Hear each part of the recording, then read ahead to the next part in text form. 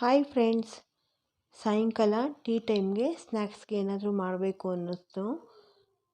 ಏನು ಮಾಡೋದು ಅಂತ ನೋಡ್ತಿರ್ಬೇಕಾದ್ರೆ ನಮ್ಮ ಮನೇಲಿ 2 ಬಾಳೆಕಾಯಿ ಇತ್ತು ಫ್ರೆಂಡ್ಸ್. ನಾನು ಅದನ್ನು ಬಜ್ಜಿ ಮಾಡೋಣ, ತುಂಬ ದಿನ ಆಗಿತ್ತು ಅಂತೇಳ್ಬಿಟ್ಟು ಬಜ್ಜಿ ಮಾಡೋಕ್ಕೆ ಅಂತೇಳ್ಬಿಟ್ಟು ನಾನು ಬಾಳೆಕಾಯಲ್ಲಿರೋಂಥ ಸಿಪ್ಪೆಲ್ಲ ತೆಗೆದಿಟ್ಕೊಂಡಿದ್ದೀನಿ.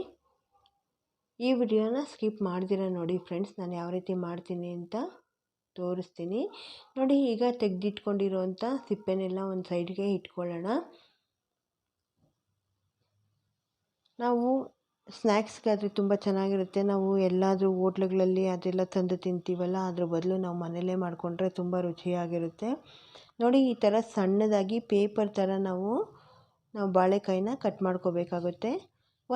ಒಂದರಿಂದ ನಾವು 5ರಿಂದ 6 ಬಜ್ಜಿ ಮಾಡ್ಕೋಬೋದು. ಬೇಕಂದರೆ ಇದನ್ನು ನಾವು ಇನ್ನೂ ಸಣ್ಣದಾಗಿ ಹಾಕೋಬೇಕು ಅಂತಂದರೆ ಇನ್ನೂ ಸಣ್ಣದಾಗಿ ಸಹ ನಾವು ಕಟ್ ಮಾಡಿಕೊಂಡು ಹಾಕೋಬೋದು. ಈಗ ಒಂದು ಬಾಣಲಿಗೆ ಡೀಪ್ ಫ್ರೈಗೆ ಎಷ್ಟು ಬೇಕೋ ನೋಡಿ ಅಷ್ಟು ಎಣ್ಣೆ ಹಾಕ್ಕೊಳ್ತಾ ಇದ್ದೀನಿ. ಎಣ್ಣೆ ಕಾಯೋಕ್ಕೆ ಇಟ್ಟಾದಮೇಲೆ ಈಗ ನಾನು ಹಸಿಟ್ಟನ್ನ ಕಲಿಸ್ಕೊಳ್ತಾ ಇದ್ದೀನಿ ನೋಡಿ. 1.5 ಕಪ್ ಆಗುವಷ್ಟು ಕಡಲೆ ಹಿಟ್ಟನ್ನ ತಗೊಂಡಿದ್ದೀನಿ, ಭಾಗ್ಯಲಕ್ಷ್ಮಿದು. ಈಗ 2 ಟೇಬಲ್ ಸ್ಪೂನ್ ಆಗುವಷ್ಟು ಅಕ್ಕಿ ಹಿಟ್ಟನ್ನ ಹಾಕ್ಕೊಂಡಿದ್ದೀನಿ. ರುಚಿಗೆ ತಕ್ಕಷ್ಟು ಉಪ್ಪು, 1/4 ಟೀ ಸ್ಪೂನ್ ಆಗುವಷ್ಟು ಚಿಲ್ಲಿ ಪೌಡ್ರನ್ನ ಹಾಕ್ಕೊಂಡಿದ್ದೀನಿ. 1/4 ಟೀ ಸ್ಪೂನ್ ಆಗುವಷ್ಟು ಜೀರಿಗೆ ಸಹ ಹಾಕ್ಕೊಂಡು ಮಿಕ್ಸ್ ಮಾಡ್ಕೊಂಡಿದ್ದೀನಿ. ಈಗ ಎಣ್ಣೆ ಕಾಯ್ತಾ ಇದೆಯಲ್ಲ, ಆ ಎಣ್ಣೆಯಲ್ಲಿ 2 ಟೀ ಸ್ಪೂನ್ ಆಗುವಷ್ಟು ಎಣ್ಣೆನ ಇದಕ್ಕೆ ಹಾಕ್ಕೊಳ್ತಾ ಇದ್ದೀನಿ. ಗರಿಯಾಗಿ ಬರುತ್ತೆ ಅಂತೇಳ್ಬಿಟ್ಟು ನಾನು ಕಾದಿರೋಂಥ ಎಣ್ಣೆ ಹಾಕ್ಕೊಂಡಿದ್ದೀನಿ. ಹಾಕ್ಕೊಂಡಾದ್ಮೇಲೆ ಚೆನ್ನಾಗಿ ಮಿಕ್ಸ್ ಮಾಡ್ಕೋಬೇಕಾಗುತ್ತೆ. ಮಿಕ್ಸ್ ಎಲ್ಲ ಮಾಡ್ಕೊಂಡಾದ್ಮೇಲೆ ನಾವು ಸ್ವಲ್ಪನೇ ನೀರು ಹಾಕ್ಕೊಂಡು ಹಿಟ್ಟನ್ನ ಕಲಿಸ್ಕೋಬೇಕಾಗುತ್ತೆ. ತುಂಬ ಜಾಸ್ತಿ ನೀರು ಹಾಕಬಾರ್ದು, ಅದಕ್ಕೋಸ್ಕರನೇ ಸ್ವಲ್ಪನೇ ಹಾಕ್ಕೊಂಡು ಕಲಿಸ್ಕೋಬೇಕಾಗಿರೋದ್ರಿಂದ ನೋಡಿಕೊಂಡು ಕಲಿಸ್ಕೋಬೇಕಾಗುತ್ತೆ. ಈಗ ನಾವು ನೋಡಿ ಈ ಹದಕ್ಕೆ ಕಲಿಸ್ಕೊಂಡ್ರೆ ಸಾಕಾಗುತ್ತೆ. ಬಜ್ಜಿ ತುಂಬ ಚೆನ್ನಾಗಿ ಬರುತ್ತೆ, ಅದಕ್ಕೋಸ್ಕರ ಈ ಮಟ್ಟದಲ್ಲಿದ್ದರೆ ಸಾಕಾಗುತ್ತೆ. ಮದುವೆ ಮನೆಗಳಲ್ಲಿ ಎಲ್ಲ ನೋಡಿದಿರಲ್ಲ ಬಾಳೆಕಾಯಿ ಬಜ್ಜಿ ಮಾಡಿರೋದನ್ನ ನೋಡಿ. ಅದೇ ಥರನೇ ನಾನು ಮಾಡ್ತಾ ಇರೋದ್ರಿಂದ ಅಂದರೆ ನಾನು ಉದ್ದಕ್ಕೆ ಮಾಡ್ಕೊಳ್ತಾ ಇದ್ದೀನಿ. ಇದನ್ನ ಬೇಕಾದರೆ 2 ಪೀಸ್ ಸಹ ಮಾಡ್ಕೋಬೋದು ನೀವು. ನಾವು ಎಣ್ಣೆಯಲ್ಲಿ ಎಷ್ಟು ಹಿಡಿಯುತ್ತೋ ಅಷ್ಟು ಹಾಕಿ ಫ್ರೈ ಮಾಡೋಣ.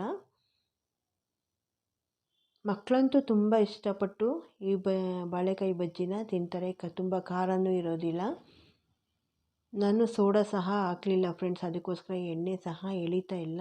ನಮಗೇನು ಸೋಡಾದ ಅವಶ್ಯಕತೆ ಇರಲಿಲ್ಲ ನೋಡಿ. ಈ ಥರ ಕೆಂಪಗೆ ನಾವು ಈಗ ಮಾಡ್ಕೋಬೇಕಾಗುತ್ತೆ ನೋಡಿ. ಈಗ 2 ಕಡೆ ಡೀಪ್ ಫ್ರೈ ಆಗಿದೆ ಇದು.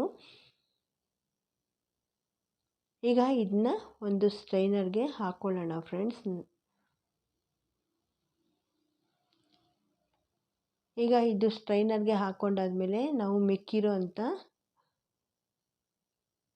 ನಾವು ಬಜ್ಜಿಗಳನ್ನ ನಾವು ಎಣ್ಣೆಯಲ್ಲಿ ಹಾಕ್ಕೊಳ್ಳೋಣ. ಹಾಕ್ಕೊಂಡು ಕರೆದು ಇದನ್ನ ತೆಗಿಬೇಕಾಗುತ್ತೆ ಫ್ರೆಂಡ್ಸ್. ಈ ವಿಡಿಯೋನ ಸಬ್ಸ್ಕ್ರೈಬ್ ಮಾಡ್ದಿರ ಯಾರಾದರೂ ನೋಡ್ತಾ ಇದ್ದರೆ ಪ್ಲೀಸ್ ಸಬ್ಸ್ಕ್ರೈಬ್ ಮಾಡ್ಕೊಳ್ಳಿ.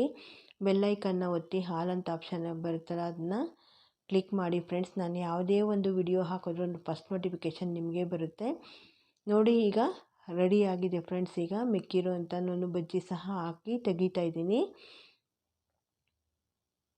ಈವ್ನಿಂಗ್ ಸ್ನ್ಯಾಕ್ಸ್ಗಂತೂ ತುಂಬ ಚೆನ್ನಾಗಿರುತ್ತೆ. ಇವಾಗ ನಮಗೇನಾದರೂ ಬಾಯಿ ಕೆಟ್ಟೋಗಿದ್ರೆ ಆ ಥರ ಎಲ್ಲ ಆದರೆ ಈ ಥರ ಮಾಡ್ಕೊಂಡು ತಿನ್ಬೋದು ಫ್ರೆಂಡ್ಸ್. ಈ ವಿಡಿಯೋ ಇಷ್ಟ ಆದಲ್ಲಿ ಲೈಕ್ ಮಾಡಿ, ಶೇರ್ ಮಾಡಿ, ಕಮೆಂಟ್ ಮಾಡಿ friends. Thank you for watching.